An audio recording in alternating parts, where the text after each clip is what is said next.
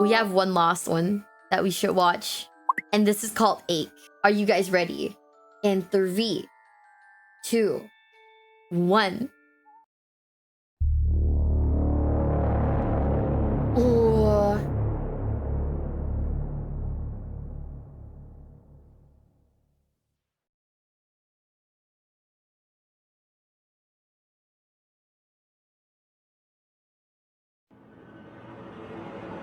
She heard it playing on the Vox. It was the song he had sang to her all those summers ago, when they were but young in a desperate war, and her golden hair fell softly across his lap. But it was different. Corrupted, slowed. Distorted bass of stretched out notes crackled between the aching rhythm, the sweet poison of nostalgia soured by an indulgent lento. Her boyfriend, Between the broken music was discordant noise, an artificial extracted memory of static expressions and shimmering light. She saw his face, but it crackled and buzzed, the space between the atoms fizzling into a desert mirage. The door to the next room opened, and from the threshold blazed a brilliant white light. It shone with the purity and innocence of 1,000 first loves, burning against her skin and blackening her lips with the taste of foul sulfur. He stood bathed in that illumination, his body shining gold, flesh melding with the holy light. He reached out his arms, and she stepped towards him, feeling her power armor clatter away from her body as she fell into his embrace. How can this be? She asked, her voice discordant and shuddering. He smiled, holding her head against his breast. Shush now, he said. Let it be. She wept, golden hair blending with the searing light, porcelain skin searing red as her soul burned. She felt her flesh melt against the heat of his body. I'm sorry, she whispered. She lifted her head from his chest, staring past the light into the ugly, fetid darkness that lay beyond. There she saw a skeleton sitting in faded rags, upon a rusting golden throne. Oh? But you're not him. It does not matter. She smiled, what? breathing in the incense of her melting skin. It does. I wish it didn't. But it does. No. Ave Imperator. She pulled the pin on the crack grenade and felt her body shatter into 1,000 pieces of silver glass. What does that mean?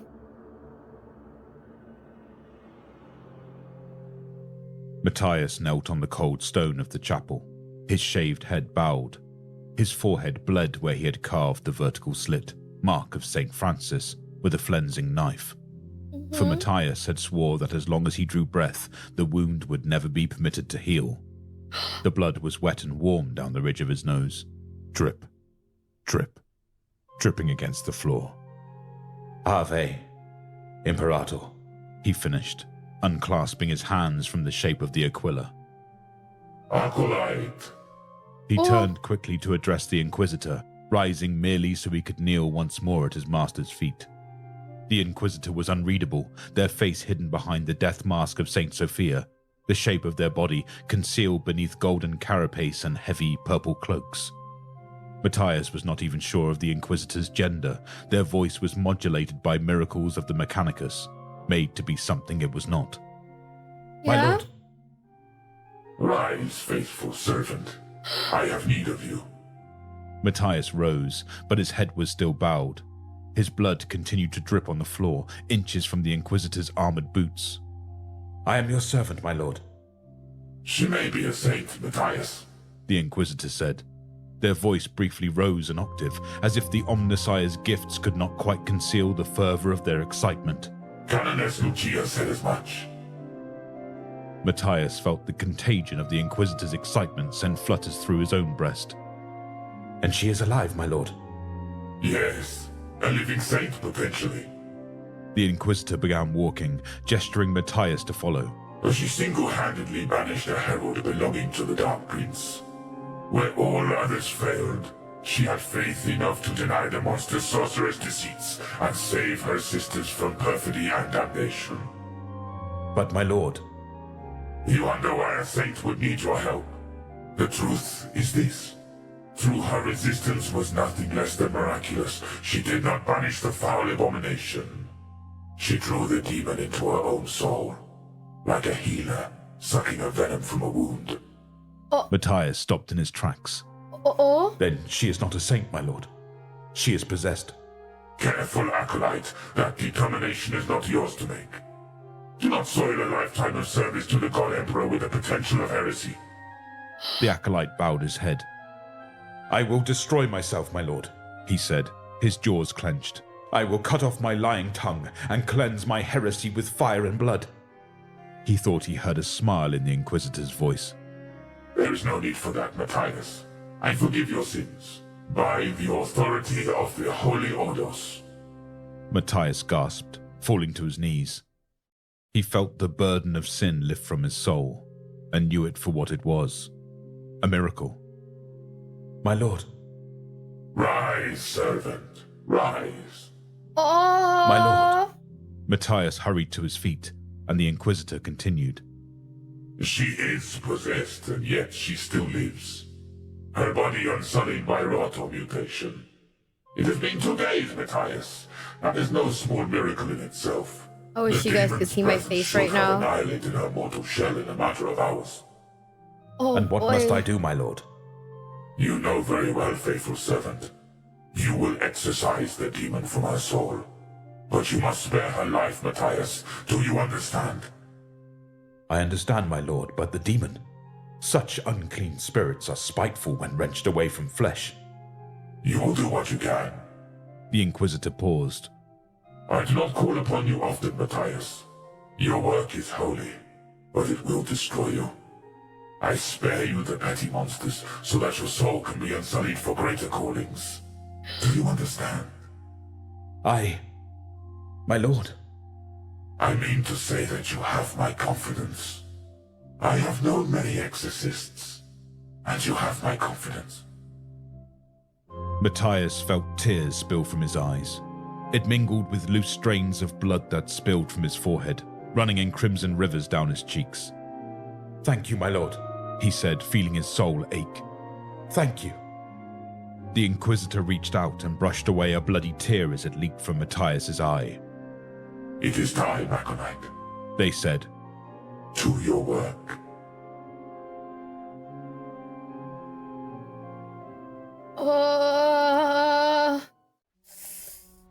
They kept her I in the don't like Abbey of the this. Bloody Stem, burly sisters of battle, their muscular frames seeming incongruously big for their simple robes, stared at Matthias as he passed.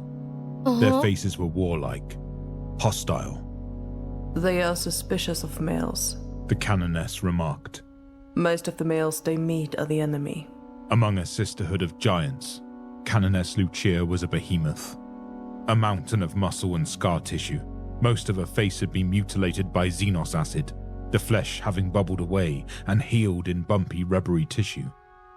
Unlike her subordinates, she was wearing her power armor, the plates painted in a pure, gleaming white. A double-handed power sword was strapped to her back, a weapon as long as Matthias himself. Only through the Luminem-motivated fiber bundles of her armor could such a weapon be wielded effectively, and Matthias thought it would be a fine thing to see the canoness in battle, zealous prayers upon her lips. What about the men of the Astra Militarum? Okay. Canoness Lucia smirked, the lumpy flesh of her face shifting awkwardly. I misspoke. Most of the males they meet are either the enemy or faithless cowards.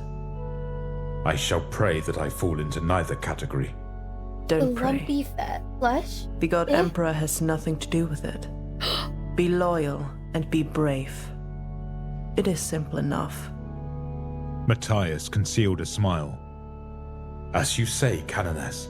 Sister Isabella is confined in the catacombs. The canoness said, briskly changing the topic. Sisters Bianca and Sophia stand guard at the end of the hall. They are two of my Celestians. They will not falter. I don't know what a Celestian What is. other securities are in place? The entrance to the hall is protected by plasteel glass. Its door is accessible only by biometric scanner, admitting access to myself and my Celestians. Okay. However, You should know that technologies have been observed to fail in the presence of the abomination. Ugh. The hall is lined with purity seals, replaced daily. The door to the room itself is locked by mechanical key and is protected by pentagrammic warding provided by the Holy Orders. Within, Sister Isabella is restrained to a bed by ceramite chains, and she is forced each What? morning to ingest a blessed wafer. There are many icons of faith in the room, which are also replaced daily. Why are they replaced? The canoness fixed Matthias in a glare. The demon likes to play with them. When they are damaged or tampered with, they are replaced and reconsecrated. On which side of the barrier did the Celestians stand? The inside. I would be grateful if they were moved to the exterior, canoness. If you'd like. They take longer to reach you, though, if it came to it. I have the strictest instructions that Sister Isabella must survive. I would rather die than risk a stray bolt round killing her.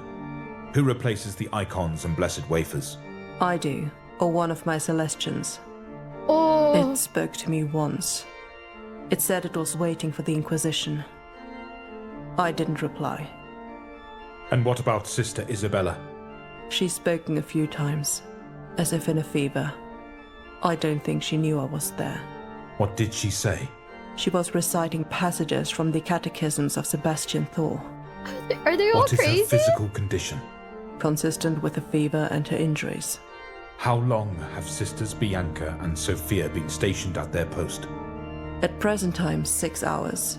My Celestians are rotated regularly to prevent fatigue. Anything else? Not at this time, canoness. Thank you. Are you available to me in the event of further questions? The canoness glowered. Oh, I'll be here, acolyte. I'll be here until this is finished, one way or another. Oh my god. Matthias nodded. Then, let's begin.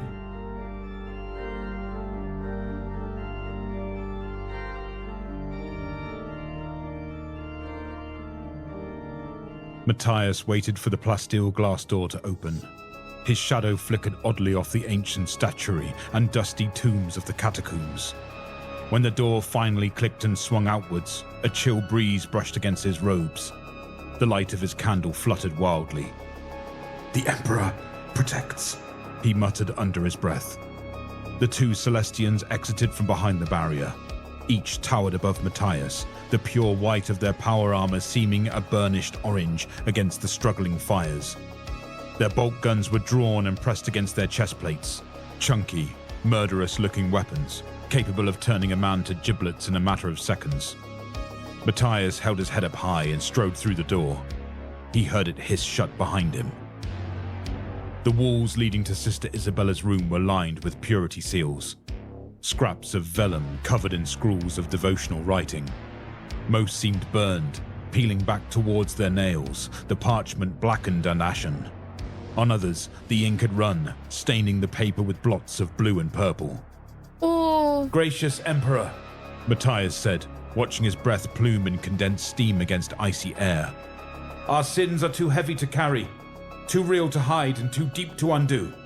Forgive what our lips tremble to name, what our hearts can no longer bear, and what has become for us a consuming fire of judgment. Set us free from a past that we cannot change. Open to us a future in which we can be changed, and grant us grace to grow more and more in your likeness and image, through thy throne on blessed terror. He heard a rasping feminine laugh from up ahead and made the sign of the Aquila. When he stepped forward, his footsteps echoed loudly against the cold stone. He reached the door. Pentagrammic warding was etched into the metal, unfurling across the surface like the roots of a great tree. He could feel the devotion behind the symbols, sensing a complex pattern in the etchings, but his eyes swam to look on them, and he did not tarry. Recovering a large metal key from the folds of his robes, he made his way inside. Matthias's first impression was of gleaming silver and gold. Dozens, perhaps hundreds of Aquilas and other holy symbols were affixed to the otherwise bare walls, flashing from the light of guttering candles.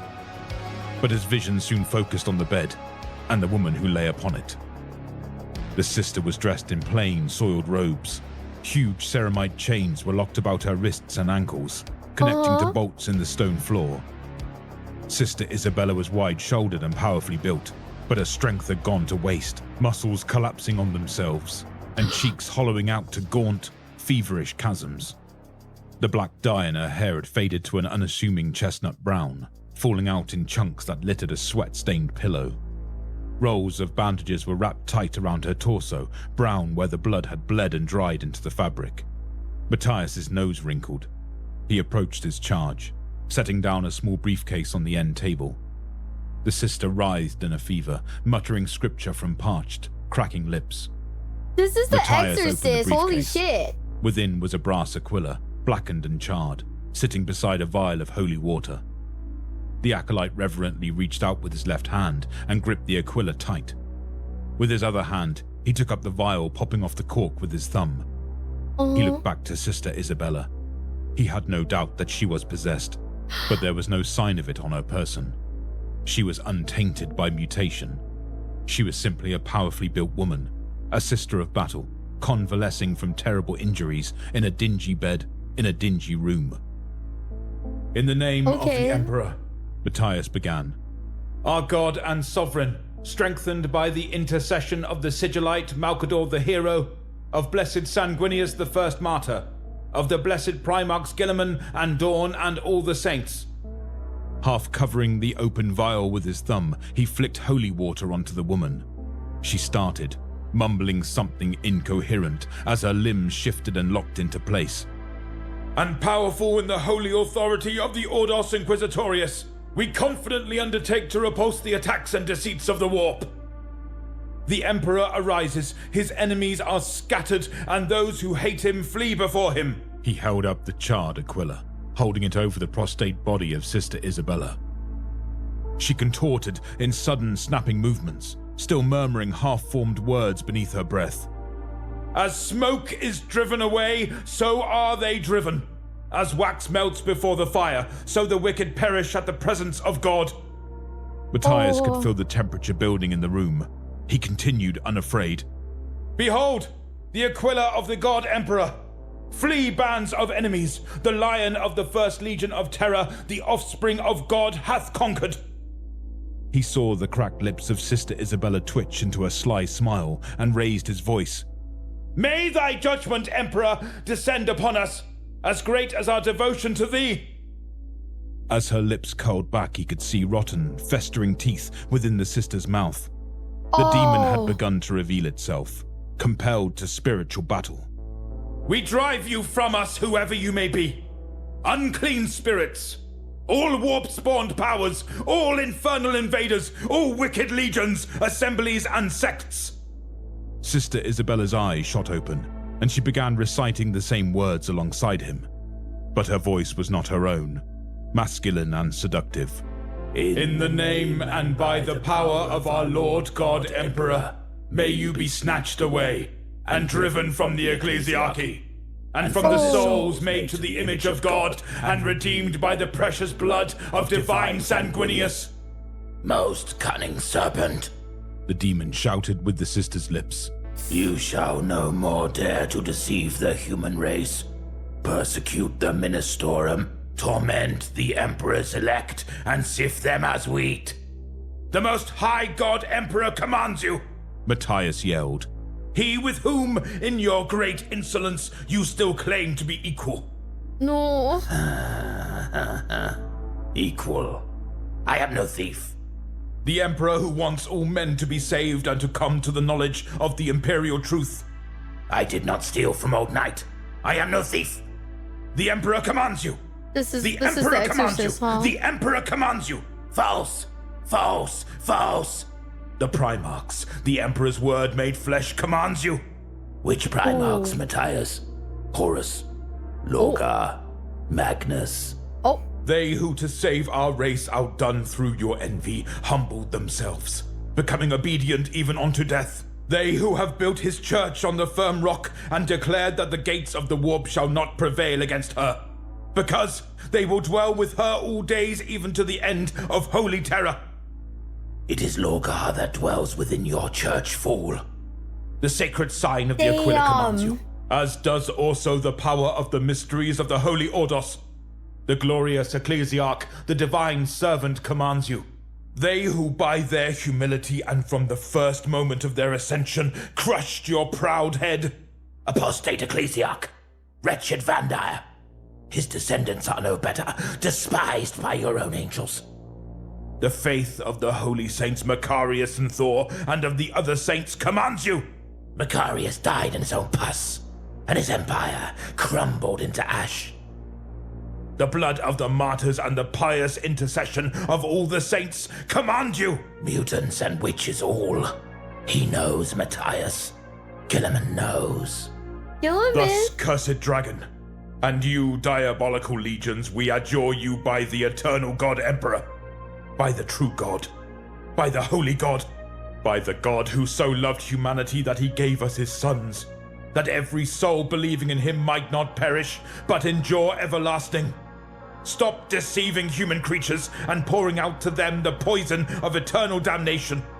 Stop harming the Ministorum and hindering her liberty. Hypocrite! Liar! Begone, warp thing, inventor and master of all deceit, enemy of man's salvation. Your church is despised even by him, disloyal wretch.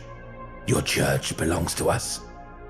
Give place to him in whom you have found none of your works.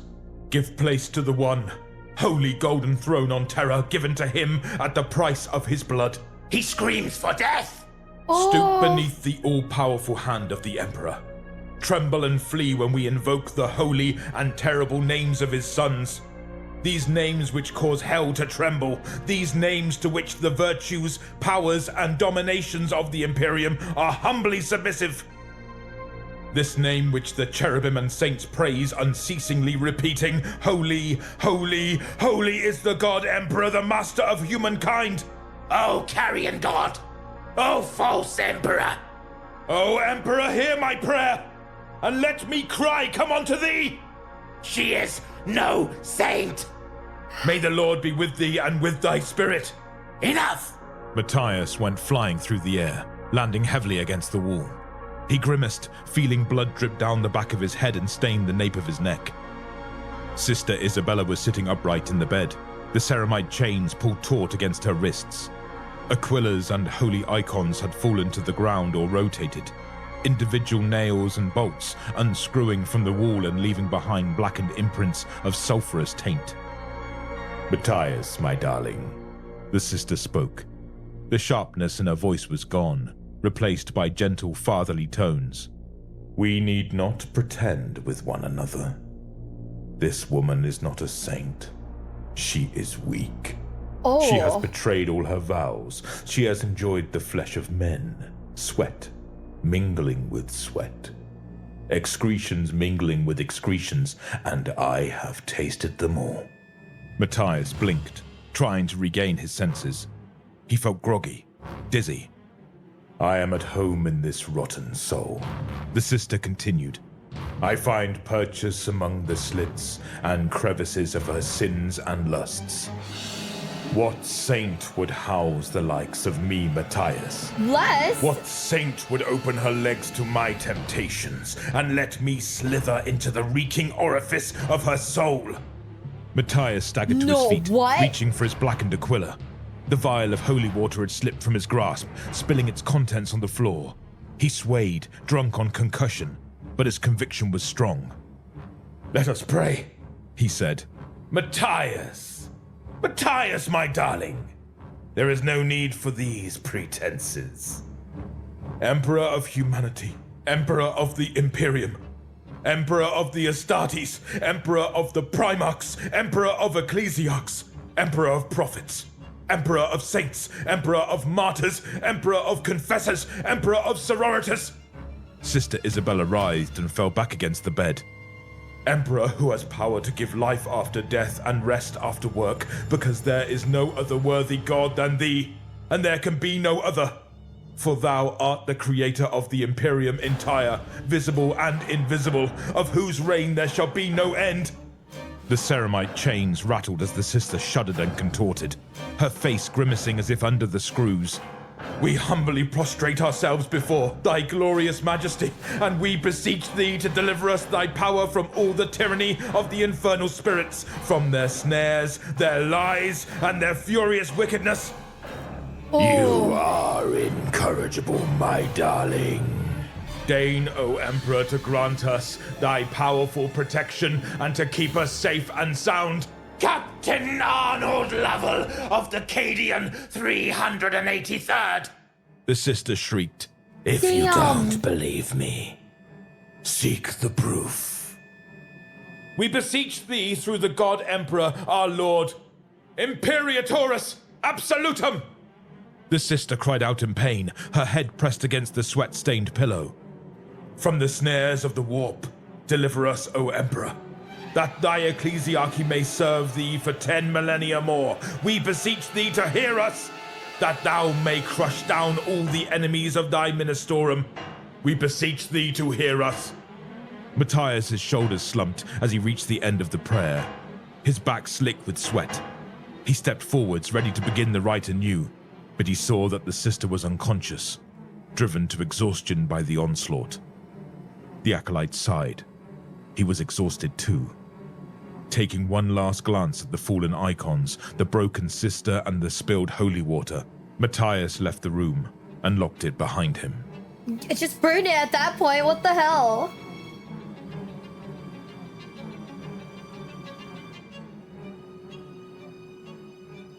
Well?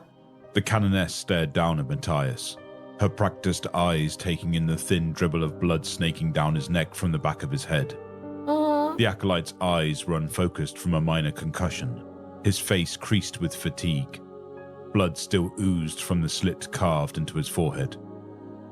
The demon is strong, Matthias replied. He felt his shoulders slump at the thought of going into battle against the abomination once more. but I have drawn it out. It writhes before the majesty of the God Emperor, and suffers to hear the Holy Scriptures. He made the sign of the Aquila with his hands. I have faith, and faith is stronger than any evil this galaxy may throw at us. Indeed. Canoness Lucia agreed. Yet I would feel better if you had the protection of my bolter.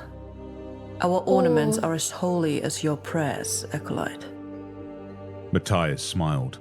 I do not doubt the sacredness of your weapons and armor, Canoness. But I am under the strictest instruction. Sister Isabella must survive. Though your bolt gun is holy, it is indiscriminate in its rage. He paused, his eyes narrowing. Forgive me, Canoness, but wasn't it you that suggested Sister Isabella was a saint? My master took great notice of your testimony. The Canoness sighed. She's literally like Coco. It troubles me that my words count for so much. Oh. I am a crusader, not a scholar.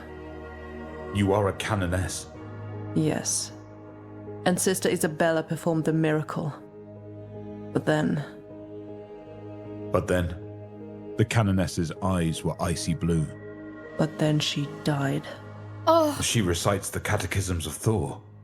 Her lips move, her tongue wags, and such words come forth. She still lives, Canoness. It is determined by inquisitorial writ. The Canoness smiled Is that faintly, how that works? scar tissue shifting, and shook her head. But that doesn't mean that I don't desire to end this sordid matter and put a bolt round in her head. The demon hides in her flesh. I would flush it out. Matthias sighed. When did you decide that Sister Isabella was gone? There was no particular moment, acolyte. With each hour and day, the demon took deeper root. If Sister Isabella is a saint, how can the demon stand her flesh? The answer is simple. She is dead. Matthias nodded, stifling another sigh. The Canoness's words spoke to his own private doubts. But against the demon there was no room for such doubt. Only in the burning fire of certainty could the monster be excised.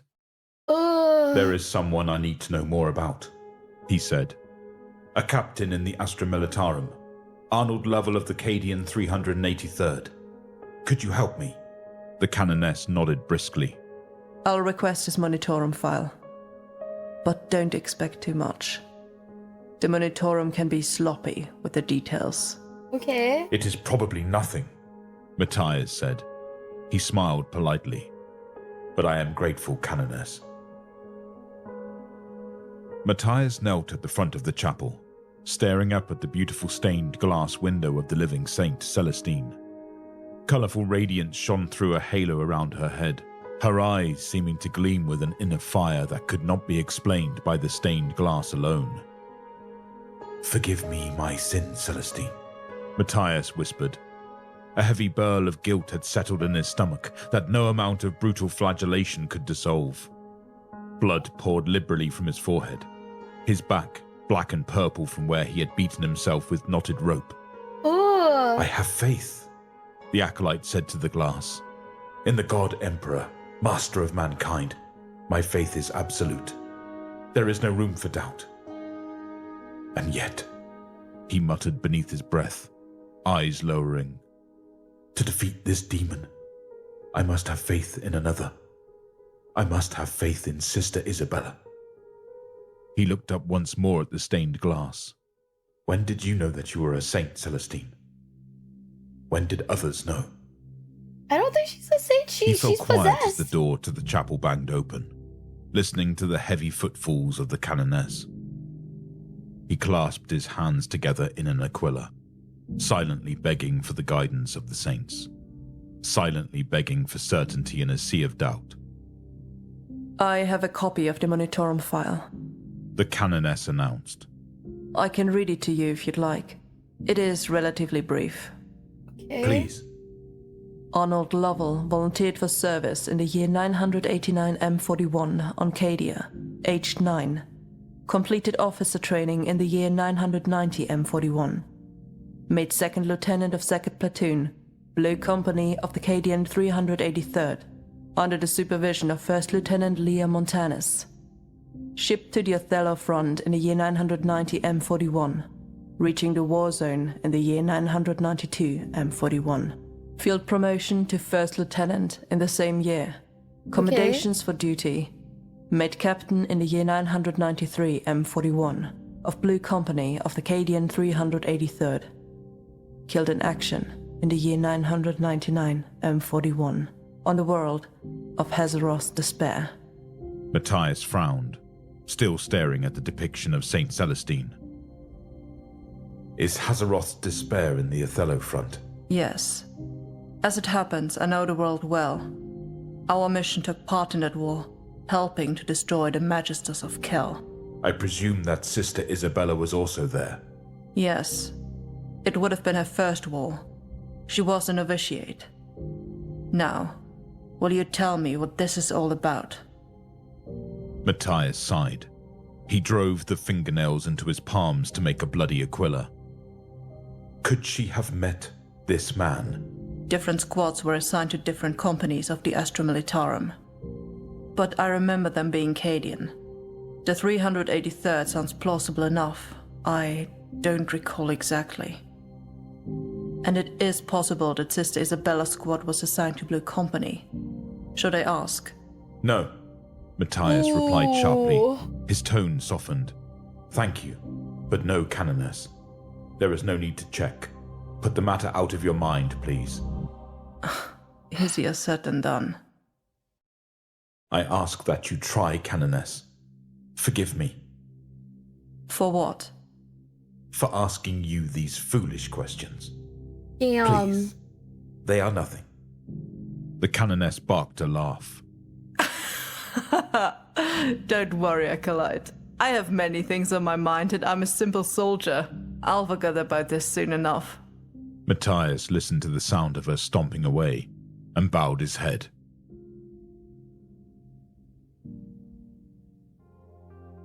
In the name of the Emperor, our God and Sovereign, strengthened by the intercession of the Sigillite Malcador the Hero, of Blessed Sanguinius the First Martyr, of the Blessed Primarchs Gilliman and Dawn, and all the saints, the faithful acolyte returns. The sister hissed. The holy icons on the walls had been replaced, fresh aquillas hammered into cold stone by resolute hands. The scorch marks had been scrubbed away, the acolyte's blood mopped up.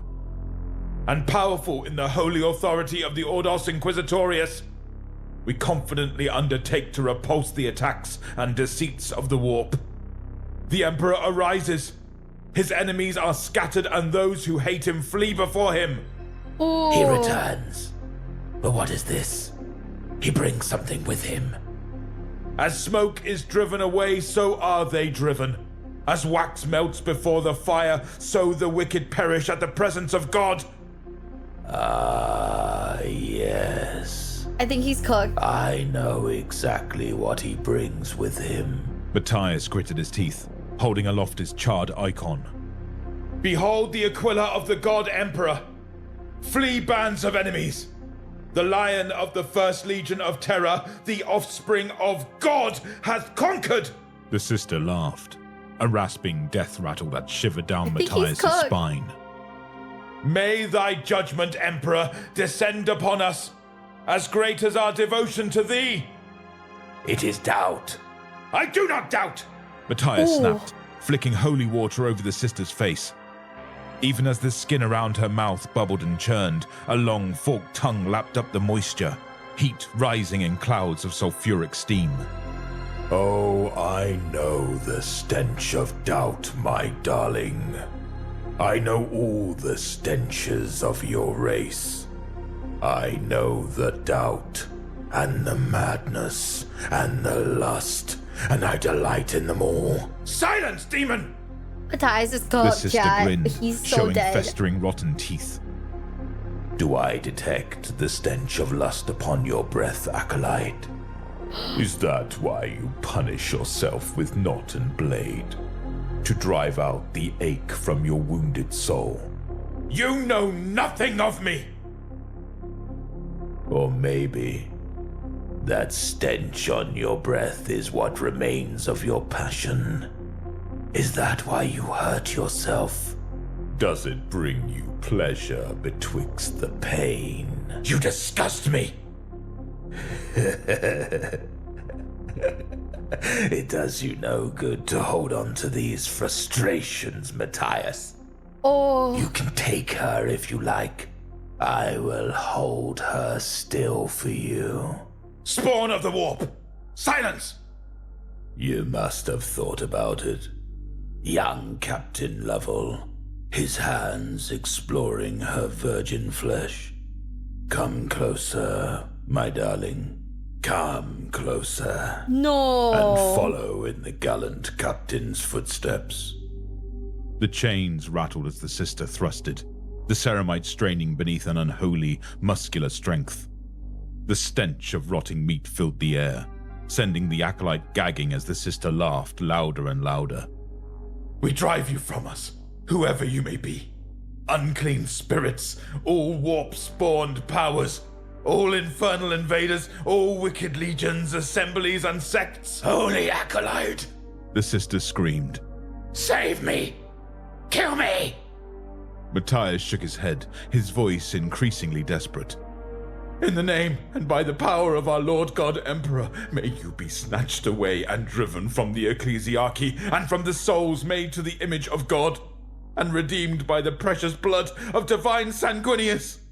His eyes widened as all the nails and bolts unscrewed from the wall, each icon and Aquila dropping in one clattering bang.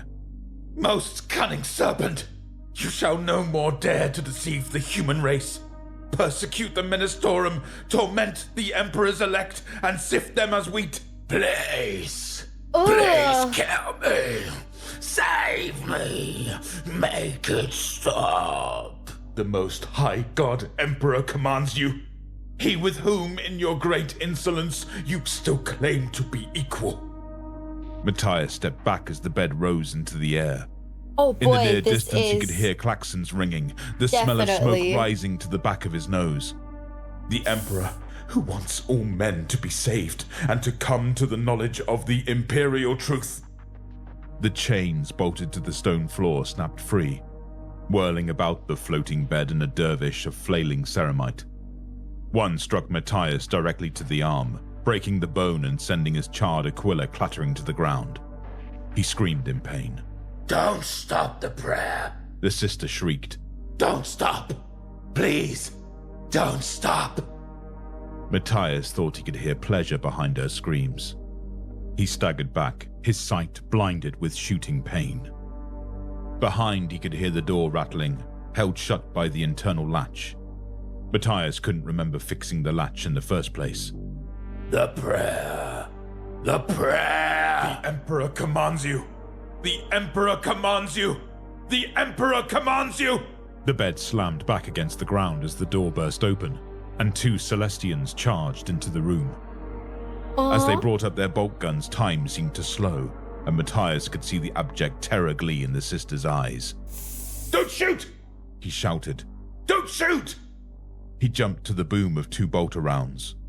In perfect synchrony, each Celestian fell to the ground, their heads smoking ruins of pulped flesh and red mist. No!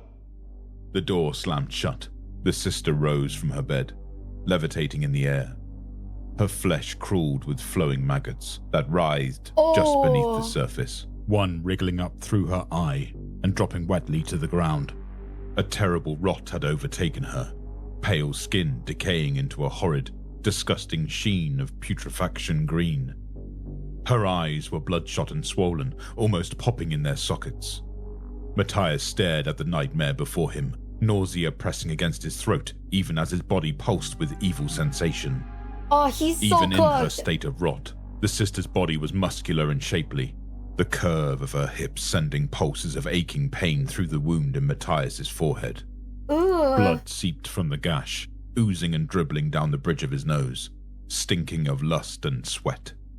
The sister grinned. What? Behind her fetid teeth, Matthias could see thousands of tiny searching hairs at the back of her mouth, each tendril fluttering like hair follicles in a soft summer breeze. I shall make a bargain with you, Matthias, the sister said. Swear by the god Emperor that you believe Sister Isabella a saint, and I shall leave this vessel for good. Swear by the god Emperor that you will worship this treacherous strumpet, that you will whisper her name in the same breath as Celestine and Thor and Alicia and Macarius.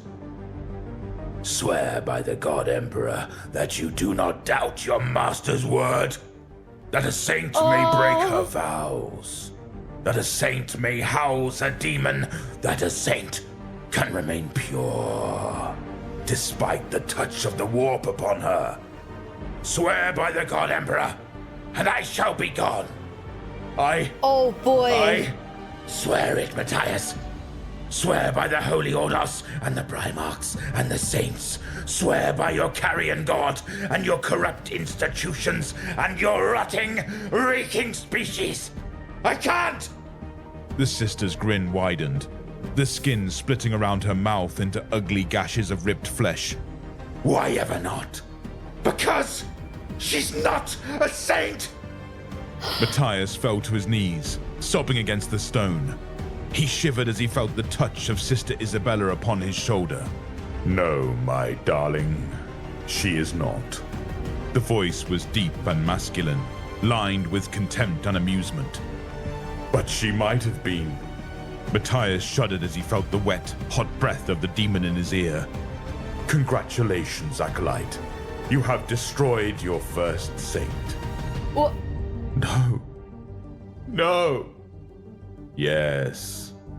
But listen, my darling. The avenging angel comes.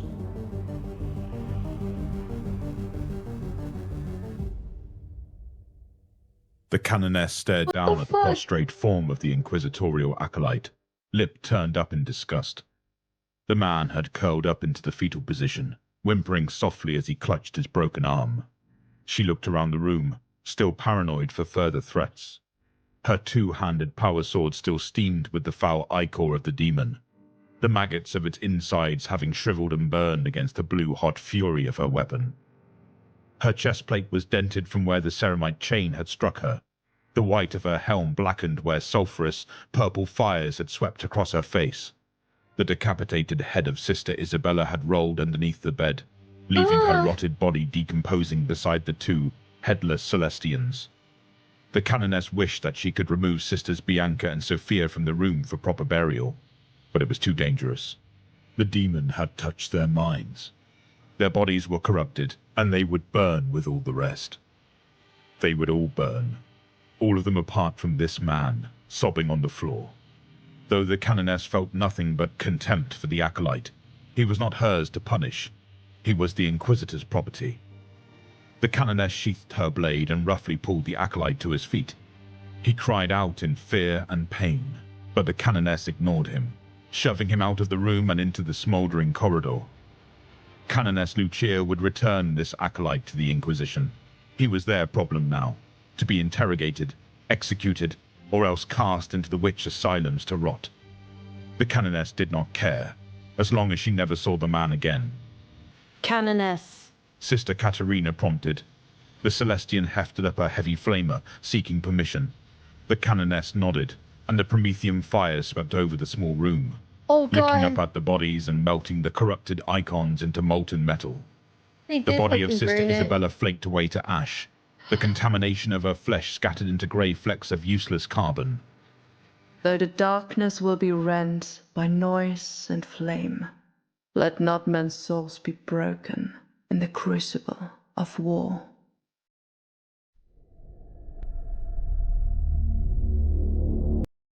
Okay.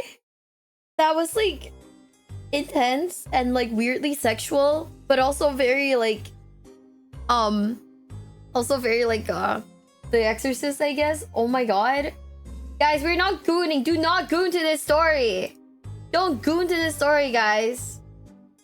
But oh my god. I think like all I can think right now is just oh my god.